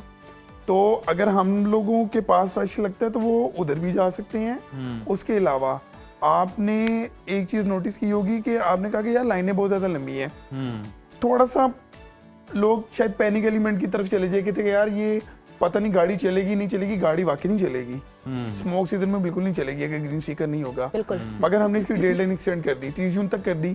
सेकेंडली हमने इसके अंदर ये किया कि हम इसकी कोई हैवी फीस नहीं रखने जा रहे, सही। वो इतनी के माइनर होगी कि आप कहेंगे कि यार मैं चाहे हर बिल्कुल, आप दूसरे दिन साजिद सही कह रहे हैं। हमें पता है जब स्मॉग लाहौर में आती है या होती है तो कितनी बीमारियां फैलती हैं। तो बहुत शुक्रिया प्रोग्राम में शिरकत करने के लिए, बहुत इन्फॉर्मेटिव आपने बातें की। और अब ये देखने वालों पर है कि वो जो हुकूमत जो इकदाम उठा रही है, हुकूमत का साथ दें ताकि स्मॉग में कमी वाक़ई हो। वापस आएंगे ब्रेक के बाद। ब्रेक के बाद प्रोग्राम में कुछ बात करेंगे ऑटो सेक्टर के हवाले से। तो आइंदा माली साल के बजट में जहां मुख्तलिफ शोबों के लिए नई पॉलिसीज और टैक्स तजावीज़ सामने आई हैं, वहीं ऑटो सेक्टर की शौकीन अफराद के लिए भी बुरी खबरें हैं। एक तरफ हुकूमत ये दावा कर रही है कि वो मुल्क में हाइब्रिड और इलेक्ट्रिक गाड़ियों की हौसला अफजाई करना चाहती है और तमाम पेट्रोल, डीजल और CNG पर चलने वाली 800 सीसी से 1300 सीसी तक की गाड़ियों पर 1%, 1300 से 1800 सीसी तक की गाड़ियों पर 2%, जबकि 1800 सीसी से ज़ायद गाड़ियों पर 3% न्यू एनर्जी व्हीकल लेवी लगाने की तजवीज़ है। और साथ ही पेट्रोल और डीजल पर चलने वाली गाड़ियों और हाइब्रिड गाड़ियों पर सेल्स टैक्स में यकसानियत लाने की तजवीज़ दी गई है, जबकि 18% टैक्स से कम शरह वाली गाड़ियों पर भी 18% उमूमी सेल्स टैक्स आयद किया जाएगा, जिसके नतीजे में पेट्रोल, डीजल, हाइब्रिड और यहाँ तक के इलेक्ट्रिक गाड़ियाँ भी मजीद महंगी हो सकती हैं। इस वक्त 1800 सीसी तक की हाइब्रिड गाड़ियों पर 18% के बजाय 8.5% सेल्स टैक्स आयद है। अब सवाल यहाँ पर यह पैदा होता है कि हुकूमत वाकई इलेक्ट्रिक और माहौल दोस्त गाड़ियों की हौसला अफजाई कर रही है या फिर ये सिर्फ एक दावा है, और ये कि बजट ग्रीन ट्रांसपोर्ट को फरोग देगा या फिर एक आम शहरी की पहुंच से गाड़ी को मजीद दूर कर दिया गया है। इसी सब पर बात करने के लिए हमारे साथ मौजूद हैं गाड़ियों की खरीदो फरोख्त की मारूफ वेबसाइट पाक के सरबराह सुनील मंड साहब। अस्सलाम वालेकुम सुनील साहब, कैसे हैं आप? जी वालेकुम सलाम, मैं बिल्कुल ठीक ठाक जी। अच्छा सर, कहिएगा कि एक तरफ हुकूमत कह रही है कि वो हाइब्रिड और इलेक्ट्रिक गाड़ियों की हौसला अफजाई करना चाहती है, लेकिन दूसरी जानिब सेल्स टैक्स में यकसानियत लाने के लिए 850 सीसी से लेकर हाइब्रिड और इलेक्ट्रिक गाड़ियों पर भी 18% टैक्स लगाए जा रहे हैं। ये क्या पॉलिसी है? क्या आपको इसकी समझ आ रही है? आम आवाम को समझाइएगा कि हुकूमत करने क्या जा रही है। अच्छा, उसमें थोड़ी सी कंफ्यूजन ये है कि एक चीज़ होती है कि तकरीर करना और एक है फाइनेंस बिल। जो हाइब्रिड वाला इशू है वो मेरा ख्याल है फाइनेंस बिल में नहीं है, तो I think that is a good news कि हाइब्रिड के ऊपर नहीं जाएगी, बिकॉज जैसे आपने इंट्रोडक्शन में बात बताई कि हर जगह हमने कहा कि हम NEV पॉलिसी लाना चाह रहे हैं, हम NEV पॉलिसी लाना चाह रहे हैं, और उस NEV की आड़ में हमने हर पाकिस्तानी के ऊपर एक बॉम्ब गिराया है कि वो जो बेशक 1 लीटर पेट्रोल लेता है या 10 लीटर पेट्रोल लेता है तो उसको 2.5 रुपए जो है वो कार्बन टैक्स देना पड़ेगा, वो जाके 5 रुपए में भी हो जाएगा। इसी तरह एक जो है 1300 से नीचे वालियों के ऊपर 1% टैक्स लगा दिया है, फिर 2, फिर 3%, वो भी अगेन हमने इसी नाम पे लगाया कि हम जो है न्यू इलेक्ट्रिक व्हीकल्स और जो है न्यू एनर्जी पॉलिसी लेके आ रहे हैं। तो एट द सेम टाइम मेरा नहीं ख्याल कि हाइब्रिड गाड़ी के ऊपर उसकी कोई सेंस बनती है उसके GST को ऊपर लेके जाने की। तो वो बजट की तकरीर में जरूर था, लेकिन उसमें थोड़ी कंफ्यूजन ये है कि वो फाइनेंस बिल के अंदर मौजूद नहीं है। लेकिन जो चीजें मौजूद हैं उसमें ये है कि सबसे इंपॉर्टेंट चीज ये है कि एक आम आदमी की गाड़ी जो एंट्री लेवल 660 सीसी गाड़ी थी उसके ऊपर जो GST था वो 12.5% था, वो भी अब 18 हो गया है, और 1% उसके ऊपर आपने कार्बन टैक्स भी लगा दिया है। तो ओवरऑल अगर बजट में देखा जाए तो गाड़ियों के लिहाज से लोकल इंडस्ट्री में हर चीज महंगी होगी। इंपोर्टेड गाड़ियों के अंदर थोड़ा सा रिलीफ के बारे में बात की जा रही है। पहले भी कहा जा रहा था, IMF ने कहा है कि जी आप जो है बैरियर्स कम करें, तो उसके लिए उन्होंने कहा हम RD कम करेंगे, बट वो RD जिस गाड़ी पे लगती है वो एक आम आदमी की गाड़ी नहीं है, वो अमीर आदमी की गाड़ी है, लैंड क्रूजर है, उसकी ड्यूटी या वैल्यू अगर 6 करोड़ से 40-50 लाख कम भी हो जाएगी, उससे आम आदमी को फर्क नहीं पड़ेगा। अच्छा सुनील साहब, न्यू एनर्जी व्हीकल लेवी का मकसद बज़ाहिर ग्रीन ट्रांसपोर्ट को फरोग देना है, लेकिन क्या इस लेवी से इलेक्ट्रिक गाड़ियां वाकई सस्ती और काबिल रसाई हो जाएंगी या मजीद महंगी हो सकती? मुझे नहीं लगता कि उससे कोई काबिल रसाई या सस्ती होंगी, बट ये एक ऐसा शील्ड है जिसको यूज करके बाकी तमाम चीजों पर टैक्स लगा दिया गया है। तो हम हमेशा बचपन में सुनते थे whatever I do wrong I blame it on al Qaeda, तो उसी तरह ये चीज है कि जो भी चीज आपने करनी है आप उसको ग्रीन एनर्जी, न्यू एनर्जी के नाम पे कवर करी जाए। कार्बन टैक्स लगाना है, गाड़ियों के ऊपर टैक्स वैसे बढ़ाना है, वो न्यू एनर्जी के नाम पे उन्होंने लगा दी है। या तो इलेक्ट्रिक गाड़ियों के लिए भी कुछ सहूलत लाई हो, या तो गवर्नमेंट ने कहा हो इस बजट में कि जी हम इलेक्ट्रिक नेटवर्क को बढ़ाने के लिए भी बेहतरी करेंगे, या जो कंपनियां हाइब्रिड गाड़ियां, इलेक्ट्रिक गाड़ियां या NEV गाड़ियां बना रही हैं उसमें कोई हम छूट देंगे। ऑन द कॉन्ट्रेरी एक, बल्कि आपने शुरू में बताया कि एक कंफ्यूजन क्रिएट की हुई है कि हाइब्रिड गाड़ियों पे भी अगर बढ़ा देंगे तो फिर कौन सी इलेक्ट्रिक पॉलिसी, कौन सी NEV पॉलिसी, मेरे ख्याल से एक एलिबा है। अच्छा सर बताइएगा, अगर हम मिडिल क्लास अफराद की बात करें तो 800 से 1300 सीट की जो गाड़ियां हैं उनकी कीमतों में कितना इजाफा मुतवक्के है और इसका मार्केट पर क्या असर पड़ सकता है? देखिए 800 हो 1300 हो, बात ये है कि बजट जब आता है ना तो उसके आने से तकरीबन, आप मिडिल क्लास की बात करें, मैं तो कह रहा हूँ मिडिल क्लास गाड़ी तो 660 सीसी गाड़ी भी नहीं ले सकता 0 मीटर। और उसी की प्राइस में बजट के अंदर जो मैं आपको बता रहा हूँ जीएसटी का इफेक्ट और 1% का इफेक्ट ये है कि आपकी जो 660 सीसी सुजुकी ऑल्टो है वो तकरीबन 1,75,000 से 2 लाख रुपए महंगी हो जाएगी। तो आम आदमी के लिए तो उस लिहाज से कुछ भी रिलीफ नहीं है। हम ये कह दें कि जी उसका ऑल्टरनेट क्या है, आपने एंट्री लेवल के ऊपर कोई इलेक्ट्रिक गाड़ी, कोई एनईवी व्हीकल के अंदर कोई आपने बेनिफिट दिया है। आज तक पिछले 2021 से लेके हम इलेक्ट्रिक पॉलिसी की बात कर रहे हैं, हम ये नहीं डिसाइड कर सके कि हमारे मुल्क में इलेक्ट्रिक पॉलिसी जो है उसके तहत गाड़ियों की रजिस्ट्रेशन सस्ती होगी। पूरी दुनिया में आपको जो है कंजेशन टैक्स माफ होता है, रोड टैक्स माफ होता है, रजिस्ट्रेशन फ्री है। हमारे यहाँ ऐसा कुछ नहीं है। एग्जैक्टली एट पावर और एग्जैक्टली एट पावर और एक्सपेंसिव देन गैसोलीन कार्स। तो ये तो एक मौकरी है, मेरे ख्याल से सिर्फ लफ्जों का गुरगधंधा है। तो सुनील साहब, अगर हुकूमत वाकई में इलेक्ट्रिक या फिर हाइब्रिड गाड़ियों को फरोग देना चाहती है, जो कि इलेक्ट्रिक गाड़ियां तो आप मिडिल क्लास तो बल्कि छोड़े, उससे थोड़े से ऊपर वाले लेवल वालों के भी अफोर्ड में नहीं है, तो आपके नजदीक कौन सी टैक्स या फिर सब्सिडी पॉलिसी जो है वो मौसर साबित हो सकती है? देखिए जहाँ पे भी हम ये कह रहे हैं कि जी हम आरडी हटाएंगे और आरडी हटाएंगे से, मैंने आपको बताया कि जो खवास के लिए गाड़ी आती है, जो लैंड क्रूजर आती है, वो एक लैंड क्रूजर की ड्यूटी में 50 लाख फर्क पड़ जाएगा। उसी को अगर आप ना कम करते और इधर से 25 लोगों को जो आप एक ऑल्टो महंगी करके दे रहे हैं 2 लाख पर बंदा, तो एक land cruiser is equal to 25 है। अगर 1000 लैंड क्रूजर इम्पोर्ट होती है तो 25,000 ऑल्टो जो आपने लोगों के लिए महंगी की है वो एग्जैक्टली इक्वल है। बट ऑल्टो में उन्होंने बैठना नहीं है, उन्होंने लैंड क्रूजर में बैठना है, इसलिए वो ऑल्टो वालों के बारे में सोचते नहीं ज्यादा। तो सर यहाँ पर सवाल ये है कि अगर हम पाकिस्तान में ऑटो इंडस्ट्री की बात करें तो हुकूमत जो इकदाम कर रही है, जो तजावीज़ पेश कर रही है, तो ऑटो इंडस्ट्री का मुस्तकबिल क्या है पाकिस्तान में? मुझे ये लगता है कि जो टैरिफ पॉलिसी कही गई है और कहा गया कि 5 साल में custom duty, additional custom duty सारा कुछ खत्म हो जाएगा, आरडी भी खत्म हो जाएगी और टोटल मैक्सिमम स्लैब जो 15% रह जाएगी, तो फिर किसी के लिए भी मेरा ख्याल है लोकल इंडस्ट्री में यहाँ पे इंडस्ट्री लगाने की कोई सेंस नहीं बनती। उसको चाहिए फिर गाड़ी इंपोर्ट करके बेचे। 15% के गैप पे तो ऑपरेट नहीं कर सकता कोई भी। तो सुनील साहब, फिर इस तरह की अगर सूरत हाल रहेगी, नई गाड़ियां भी जो है वो महंगी हो जाएगी, 660 सीसी तक की भी जिस तरह आपने बताया कि 2 लाख महंगी हो जाएगी, तो फिर यूज कार्स की तरफ ही रुझान ज्यादा होगा सारिफीन का, फिर उन्हीं की मार्केट जो है वो फ्लरिश करेगी। जी, उनकी डिमांड भी बढ़ती जाती है, फिर उनकी प्राइस भी ऊपर हो जाती है और फिर उसके अंदर भी टैक्स कहीं ये नहीं है कि छूट है। जब आप वो यूज गाड़ी लेते हैं तो उस पर ट्रांसफर पे भी आप टैक्स देंगे, फिर आप उसको सड़क पे चलाने पे भी टैक्स देंगे। तो गाड़ी और सैलरीड इंडिविजुअल, दो ऐसे लोग हैं जो कि आपके हाथ में आए हुए हैं, आपने उनको जिसे कहते हैं बांधा भी हुआ है, आप उनसे टैक्स भी ले रहे हैं, बढ़ाई भी जाते हैं और लिए भी जाते हैं। बाकी दूसरे एंड पे जो नॉन सैलरीड क्लास है वो नहीं टैक्स दे रही, जो नॉन फाइलर है वो टैक्स नहीं दे रहा। तो गाड़ी वाला और सैलरीड क्लास, तो दो लोग ऐसे हैं जो कि आपके नेट में आए हुए, वो बच नहीं सकते आपसे।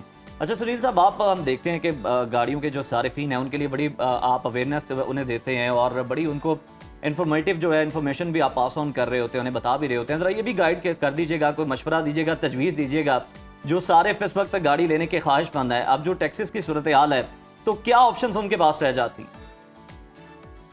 सर मेरे ख्याल से तो ऑप्शन यही रह जाती है यूज। और पाकिस्तान में तो ये रूल हमेशा से है, मैं हमेशा कहता हूँ हर बजट से पहले हम लोगों, अगर आप देख लें अपनी पूरी मीडिया इंडस्ट्री में भी देख लें, हर बजट से पहले आप 10 दिन पहले की वीडियोज उठा लें, टिकट उठा लें कि जी गाड़ी 15 लाख 20 लाख सस्ती हो जाएगी।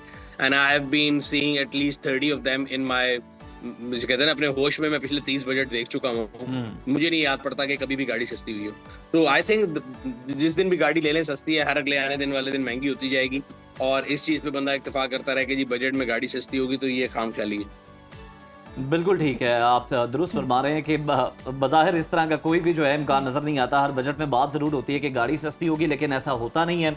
बहुत शुक्रिया, सुनील मन साहब हमारे साथ मौजूद थे और बता रहे थे कि बाद जो छोटी गाड़ियां भी हैं जो कि मिडिल क्लास है ऐसा लगता है कि खरीद रहे होते हैं, वो भी उसे अफोर्ड नहीं कर पाएंगे। हुकूमत बहुत बात करती है माहौल की, तो वो चाहती है कि जो आवाम है ना वो गाड़ी खरीदे ना वो बाइक खरीदे, वो साइकिल पे आ जाए, ताकि सस्ती साइकिल, देखिए ना अब इलेक्ट्रिक स्कूटर्स भी जो है उनको भी बड़ा प्रमोट किया जा रहा है। द पॉइंट इज कि उनकी कीमतें कितनी है।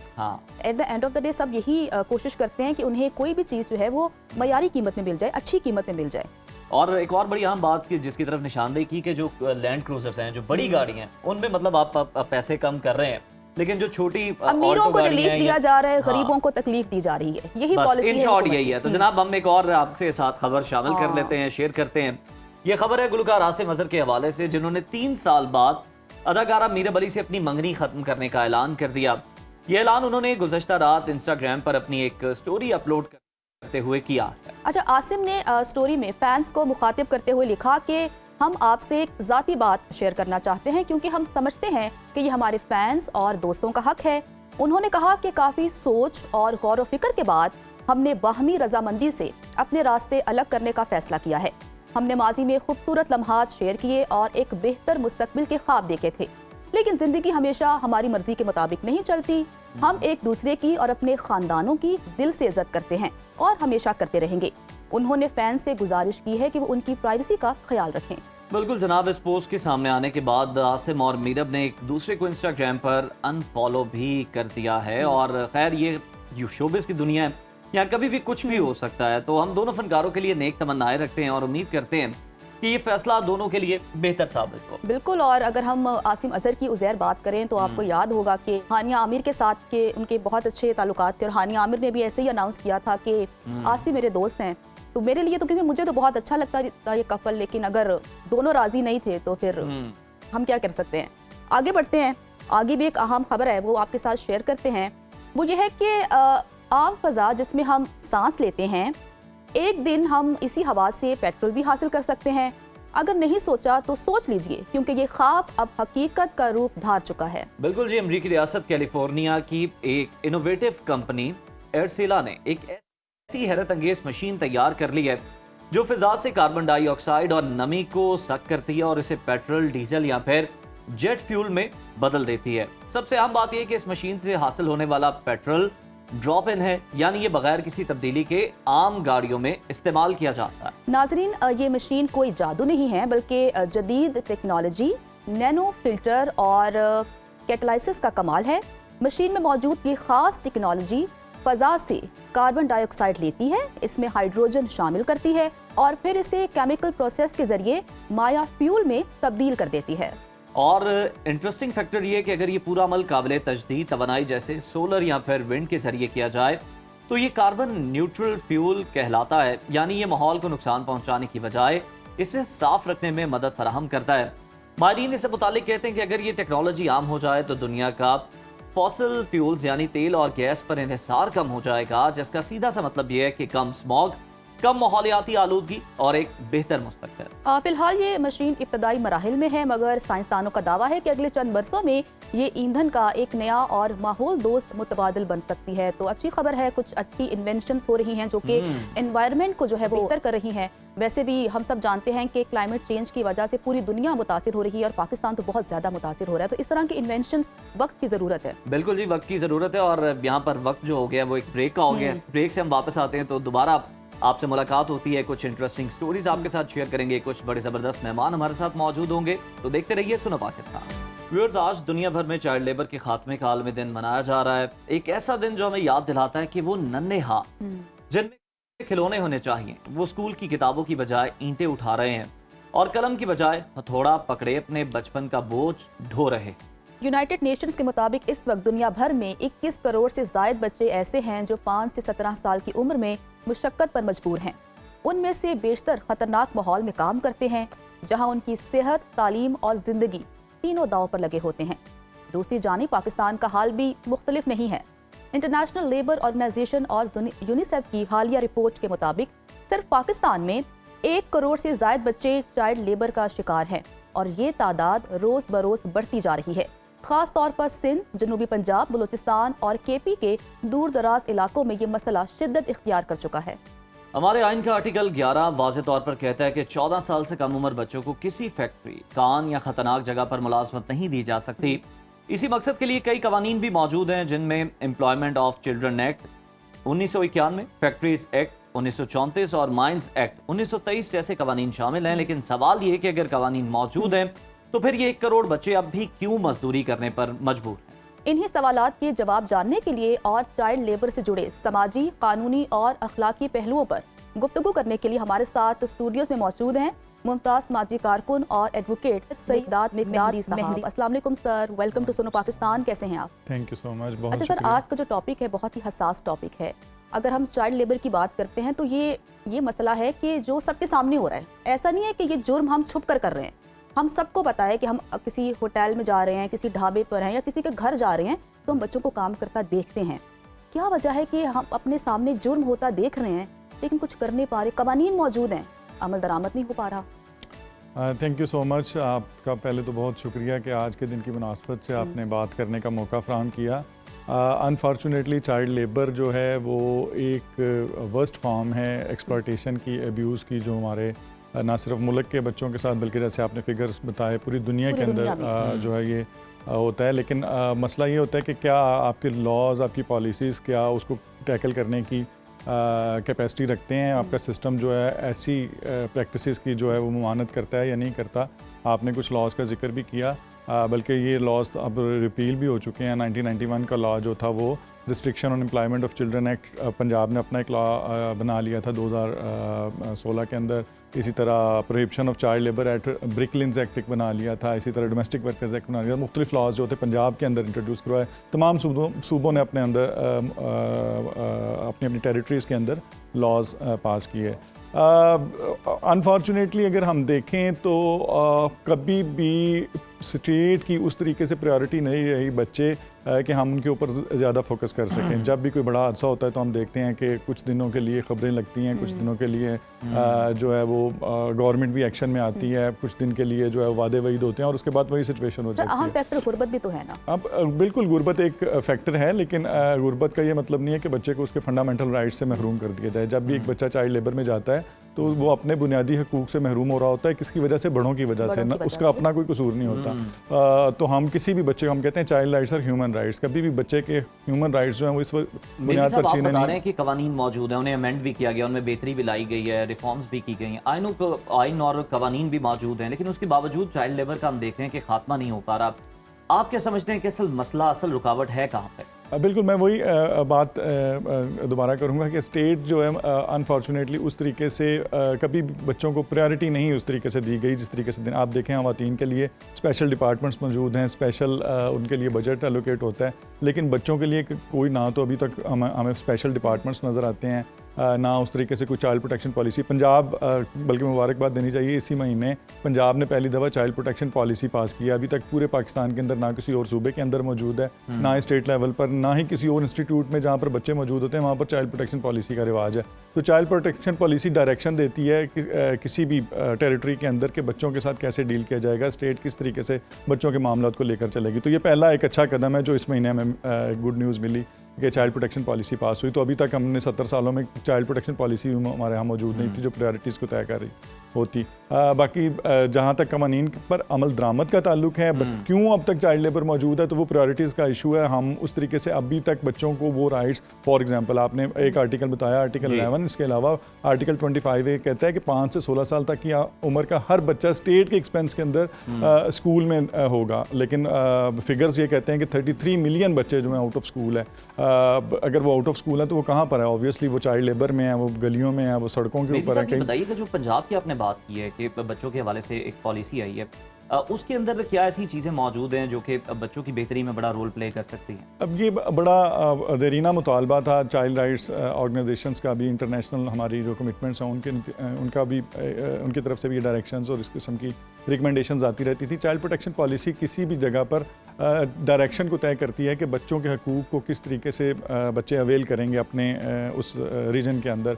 होना तो ये चाहिए था कि नेशनल लेवल पर नेशनल चाइल्ड प्रोटेक्शन पॉलिसी आती, जिस तरीके से बहुत सी दूसरी पॉलिसीज़ मौजूद हैं। तो हमारे पास बच्चों के लिए कोई पॉलिसी मौजूद नहीं थी कि रियासत ये कवानीन या ये माइलस्टोन्स जो है वो अचीव करेगी। चाइल्ड लेबर का इशू है, चाइल्ड सेक्सुअल अब्यूज़ का इशू है, चाइल्ड डोमेस्टिक वर्कर्स का इशू है, आउट ऑफ स्कूल चिल्ड्रन का इशूज़ हैं, बहुत से चाइल्ड प्रोटेक्शन के इशूज़ हैं जिनके ऊपर काम करने की ज़रूरत है। तो ये एक जो है वो रास्ता होता है जो तय करता है कि रियासत किस तरीके से बच्चों के हकूक़ जो हमने कमिटमेंट दी हुई है, UNCRC हमारा एक प्राइम डॉक्यूमेंट है जिसको हम Bible of the child rights भी कहते हैं। वो UNCRC कहता है कि हर बच्चे का हक है कि उसको सर्वाइवल के हकूक़ दिए जाएँ, उसको डेवलपमेंट यानी आगे बढ़ने के हकूक़ दिए जाएँ, उसको प्रोटेक्शन के हकूक़ दिए जाएँ, उसको पार्टिसिपेशन के हकूक़ दिए जाएँ। ये सारे के सारे हकूक़ जो हैं वो रियासत की तरफ से कमिटमेंट है, ज़िम्मेदारी है और बच्चों के हकूक़ हैं। लेकिन सर सवाल ये है कि हकूक़ हैं, कवानीन हैं, सब कुछ है, अमल दरामद नहीं है। जैसा आपने कहा कि जो बुनियादी तालीम है वो हर बच्चे का हक है और जिम्मेदारी स्टेट की है,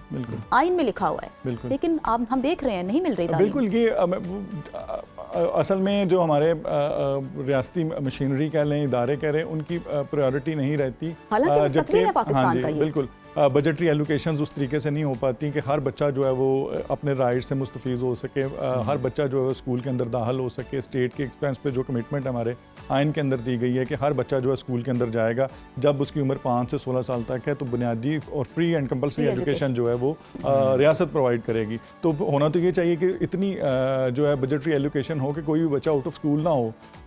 आज हम चाइल्ड लेबर का डे मना रहे हैं, तो चाइल्ड लेबर असल में क्या है? चाइल्ड लेबर काम करना की ममानत नहीं करता, हर उस काम की ममानत करता है जो बच्चे की तालीम को मुतासर करती है, हर उस काम की ममानत करता है जो बच्चे की सेहत पर असरात छोड़ती है, जो बच्चे को डिप्राइव करते हैं उसके पोटेंशियल से कि कल को उसने डॉक्टर बनना था, इंजीनियर बनना था या कोई और चीज़ बनना था, वो नहीं बन पाएगा, वो चाइल्ड लेबर होती है। बच्चे को काम करना या हेल्दी इन्वायरमेंट प्रोवाइड करना या बच्चे को जो है इकनॉमिक एक्टिविटीज़ में इन्वॉल्व करना, तमाम रियासतें इसको इंकरेज करती हैं। अब हमारे यहाँ उल्टा हो रहा है कि हम जो है वो ना तो वो मेजर्स ले रहे हैं कि बच्चा जो है चाइल्ड लेबर का जो शिकार हो रहे हैं उनकी रिकवरी का कोई इंतजाम किया जा सके, और ना ही वो मेजर ले रहे हैं कि वो बच्चे उन सिस्टम में से निकल कर स्कूल की तरफ आ सकें, एजुकेशनल इंस्टीट्यूट में दाखिल हो सकें और अपने पोटेंशियल को जो है वो अवेल कर सकें कि कल को वो कुछ। अच्छा मेहदी साहब, ये बता दीजिएगा लास्टली हमें कि किसी भट्टों पर अगर हम देख लें, उसके अलावा वर्कशॉप्स पर देख लें या किसी भी जगह पर सनतों के अंदर कोई अगर बच्चे काम कर रहे हैं, चाइल्ड लेबर हो रहा है, तो क्या उनके खिलाफ कानूनी कार्रवाई हो सकती है? बिल्कुल, बच्चों के लिए हमारे पंजाब के अंदर एक स्पेशल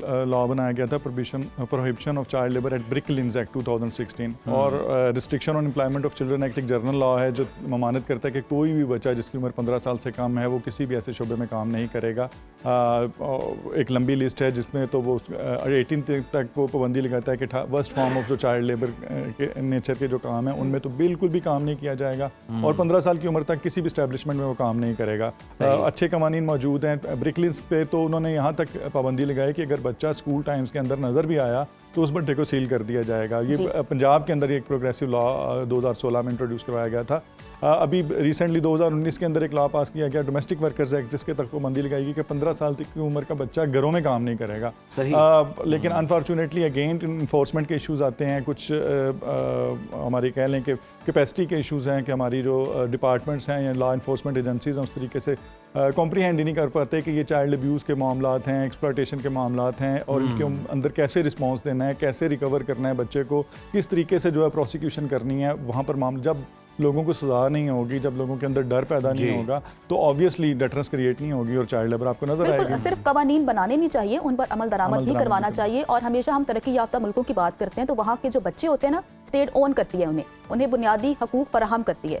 तो मेहदी साहब बहुत शुक्रिया सुनो पाकिस्तान में शिरकत करने के लिए। वक्त हुआ है ब्रेक का, ब्रेक के बाद वापस आएंगे, आप देखते रहिए सुनो पाकिस्तान। नाज़रीन, जून जुलाई की शिद्दत, तेज धूप, लू और पसीने से भरपूर गर्मी बच्चों के नाजुक जिस्मों पर जहां थकन तारी करती है, वहीं कई तकलीफदेह मसाइल का बायस भी बनती है।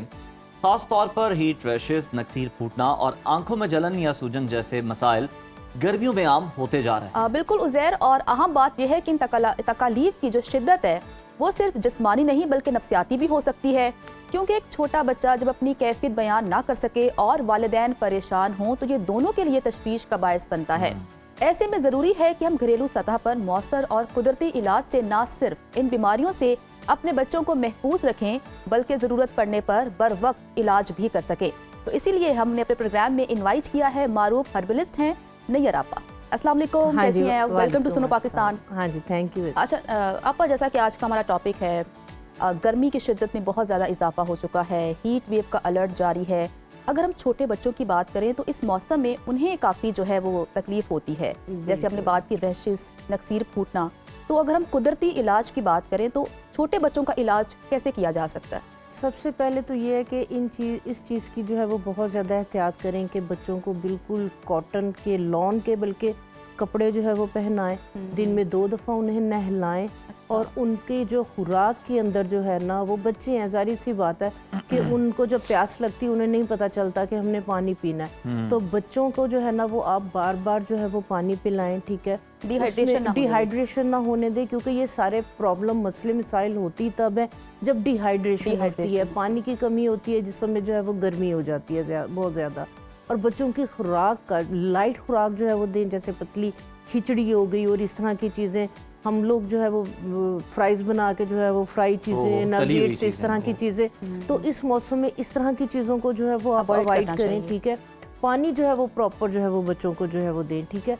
उसके बाद जो है वो हमने पिछले जब से गर्मियाँ स्टार्ट हुई हैं, चिया सीड, तुख्मे बालंगा, सत्तू, गूंद कतीरा, शक्कर, ये सारे हम ड्रिंक्स की बात कर रहे थे। ये वो वाले ड्रिंक्स हैं कि जो आपकी बॉडी के अंदर जो है वो एक तो गर्मी की हिद्दत को कम करते हैं और दूसरे नंबर पे डिहाइड्रेशन नहीं होने देते, ठीक है।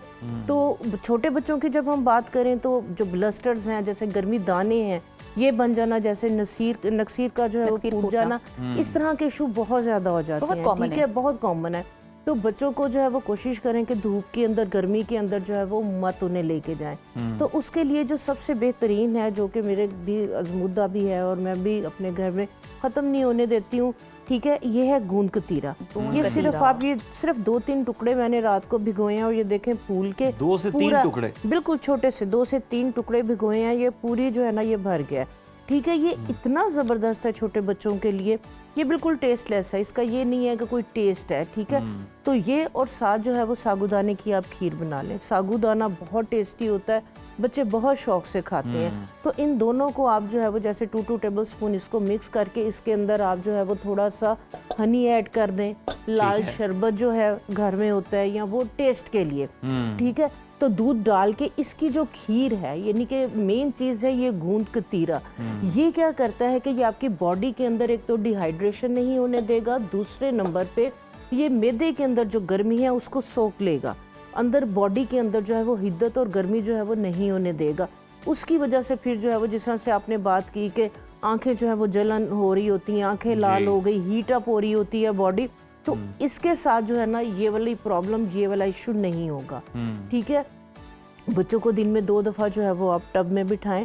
टब के अंदर आप क्या करें कि अगर ब्लिस्टर्स वगैरह बन गए हैं बॉडी के ऊपर, गर्मी दाने या जिस तरह रैशेस की आपने बात की, तो नीम जगह जगह लगी हुई है, आप ढेर सारे नीम के पत्ते ला के धो के उन्हें खुशक कर लें, खुशक करके आप उनको मसलेंगे तो वो इतने से बन जाएंगे ढेर पत्ते, ठीक है। वो वाले आप जो पत्ते थोड़े से बॉईल करके वो उस पानी के अंदर डाल दें और एक इतना सा पिंच टुकड़ा फटकड़ी का उस पानी में डाल दें, उस टब के अंदर बच्चों को जो है वो आप बिठाएं। बच्चे बड़े खुश हो के जो है ना वो उसके अंदर, कल मैंने पोती को बिठाया रखा है, वो खेल रही है, वो खुश हो रही है टब के अंदर। तो वो ये है कि अब जारी सी बात है सारा दिन एसी के अंदर चले, रात तो गुजार लेते हैं या सोते टाइम, तो टब के अंदर जो है ना वो बच्चा बड़ा हैप्पी रहता है, खुश रहता है। नंबर 2, जब ज़्यादा देर तक नीम के पत्ते और उसके अंदर फटकड़ी होगी, एंटीसेप्टिक है, एंटी बैक्टीरियल प्रॉपर्टीज है, तो ब्लस्टर्स बनेंगे ही नहीं, रैशेस होंगे ही नहीं अगर आप डेली बेसिस पे बच्चों के नहाने के पानी के अंदर ये चीज ऐड अच्छा, आप अगर बच्चों को रैशेस हो गए हैं, एक तो ये भी बता दें कुछ रीजंस आपने डिस्कस किए, मेजर रीजंस क्या हैं कि बच्चों को जो रैशेस हैं ये हो जाते हैं? खाने के लिए आपने बताया, और अगर किसी बच्चे को हो गए रैशेस तो फौरी तौर पर क्या लगाया जाए कि जिससे वो ठीक भी हो जाए और उसे राहत भी मिले? मेन चीज़ यही कि आपने कहा कि रैशेस क्यों हो जाते हैं, ठीक है, हर वक्त डायपर मत पहना के रखें। माएँ अपनी सहूलत देखती हैं, अगर आप घर के अंदर हैं तो आप बच्चे को हर आधे घंटे के बाद जो है वो पोट की उसको आदत डालें। बच्चे को, आप छोटे बच्चे को भी आप पोट की आदत डालेंगे तो बच्चे को हाँ सोते टाइम ठीक है, आपकी मजबूरी है कि आप डायपर, क्योंकि मेन चीज़ जो डायपर है, डायपर की वजह से रैशेस होते हैं। दूसरे नंबर पे आप जो है वो मोटे कपड़े नहीं, ठीक है, प्योर लॉन के जो कपड़े हैं, प्योर कॉटन के कपड़े, वो बच्चों को उनकी जो ड्रेसिंग है वो हल्की फुल्की रखें, प्लस उनकी जो चादरें हैं जहाँ पे बच्चे सोते हैं, जो बेड शीट्स हैं, वो भी प्योर कॉटन की करें, वो सिंथेटिक ना हो, उनके तकिए सिंथेटिक ना हो। इन चीज़ों का जो है वो बहुत ज़्यादा जो है वो ख्याल रखें। और दूसरे नंबर पे मैंने देखा है कि माएँ जो है ना वो ट्रेलकम पाउडर ढेर सारा बॉडी पे लगा देती है नहलाने के बाद, ठीक है।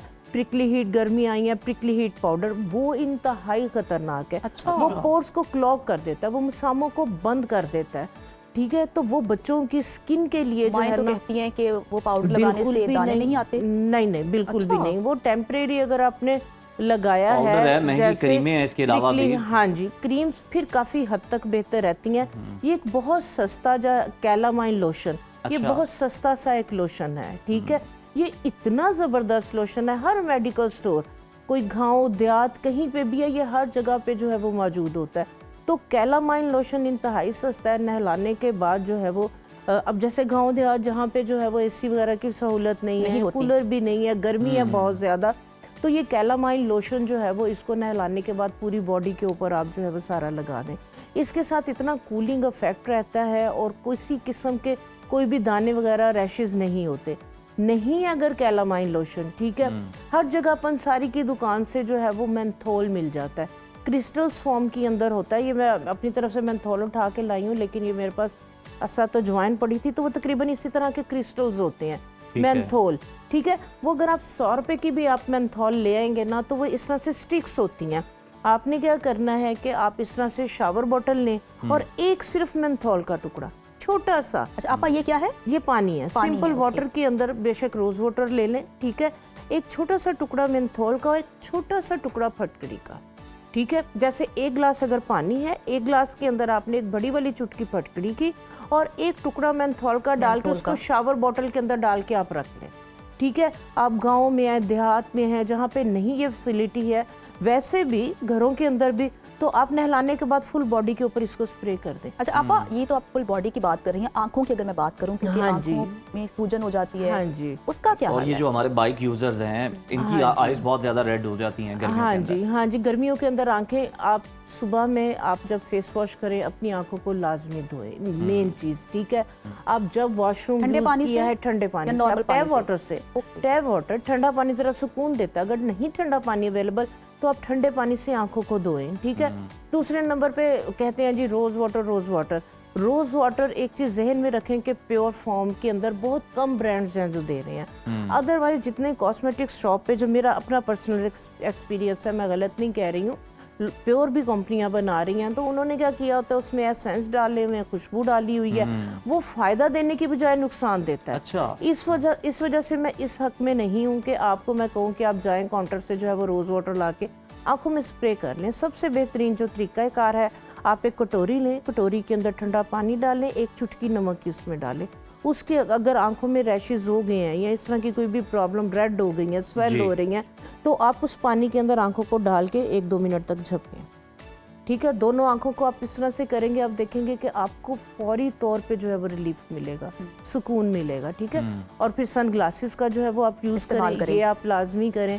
सन ब्लॉक जो है वो फेस के ऊपर आप लगाएं। इस तरह के प्रिकॉशंस आप अगर इस सीजन के अंदर, इस मौसम में करेंगे, तो मेरा ख्याल है कि क्यों, बिल्कुल जबरदस्त, ये बड़ा अच्छा हाल है। अच्छा आपा, इसके अलावा बच्चों में नक्सीर फूटना भी बड़ा आम होता है जी गर्मियों में। बिल्कुल, बहुत इसकी ज़्यादा। एक तो वजूहत क्या होती हैं और हर्बल इलाज इसका क्या है? हाँ जी, इसकी जो वजूहत होती है, बच्चे जो है वो एक नोज़ में बार बार जो है वो उंगली डालने की एक तो आदत होती है, बच्चों के नाखून काट के रखें, ठीक है। और दूसरे नंबर पे ये मैंने देखा है जेनेटिकली भी हर एक की फैमिली में नहीं होता। कुछ फैमिलीज हैं कि जिनके अंदर जो है ये इश्यूज होते हैं, जीन्स में ये चीज़ होती है। अगर जिन लोगों को ये प्रॉब्लम है, गर्मियाँ स्टार्ट होते साथ ही अपनी डाइट के अंदर ठंडी खुराक का, ठंडी चीज़ों का जो है वो इस्तेमाल रखें। अगर नक्सीर फूट गई है तो उसमें आपने घबराना नहीं है, हाथ पाँव फूल के पता नहीं ब्लीडिंग हो रही, क्या हो गया, तो उसमें जो है वो आपने फौरी तौर पे सर पे जो है वो पानी डालना है, ठंडा हो जाए बेहतर है। जिस साइड से जो है वो ब्लीडिंग हो रही है उस साइड पे आपने बड़ा जेंटल सा, सॉफ्ट सा आपने जो है वो नाक को इस तरह से जो है वो प्रेस करना है। आपने लटाना नहीं है कि जो ब्लड है गले में जाएगा, फिर वॉमिट आएगी, वो ज़्यादा होगा, ठीक है। तो आपने इस तरह से रख के आपने जो है वो गर्दन पे थोड़ा सा जो है वो ठंडा टॉवल जो है वो करके रख लेना है, सर पे ठंडा टॉवल, और फेस को जो है वो ठंडा जो है वो आप उसको करें। कोई भी छोटा टॉवल लेके ठंडे पानी में डिप करके फोरहेड पे और आप फेस के ऊपर उसको जो है वो कूलिंग जो है वो कंप्रेस करें। तो उसमें यह है कि ये 2-3 मिनट के बाद जो है वो ब्लीडिंग जो है वो स्टॉप हो जाती है, ब्लीडिंग रुक जाती है, ठीक है। अगर 2-3-4 मिनट के बाद भी ना रुके तो डॉक्टर के पास लेके जाएं फौरी तौर पे।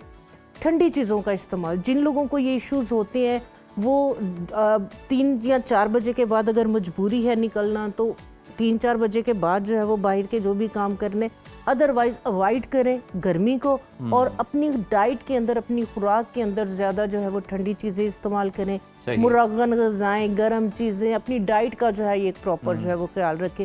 अपनी ड्रेसिंग का, गर्म जूते ज़्यादा बंद ना पहने और बहुत ज्यादा कपड़े बिल्कुल आप वगैरह ठीक इस कह रही हैं तरीके आपा कि से। ढीले ढाले कपड़े जरा आप पहने और हाँ अवॉइड जी। करें 11 से 4 के दौरान बाहर निकलना। जी, बहुत बिल्कुल। शुक्रिया आपका, आपने बड़े अच्छे अंदाज में बताया कि अगर ये मसाइल हों तो आप इंटरनली एक्सटर्नली इन्हें किस तरह हैंडल कर सकते हाँ हैं, क्या खाना है, क्या लगाना है। और यकीनन हमारे नाजरीन को बखूबी समझ भी आ गया होगा क्योंकि बड़े आसान और ईजी से नुस्खे थे जो कि आपा ने बताए। तो नाजरीन आपा का शुक्रिया अदा करते हैं और इसके साथ ही आपसे इजाज़त लेते हैं। ये था हमारा आज का प्रोग्राम, उम्मीद आपको पसंद आया होगा। कल दोबारा आपके साथ आपकी खिदमत में हाजिर होंगे, तब तक के लिए इजाज़त दीजिए। खुदा अल्लाह हाफिज। हाफ़िज़।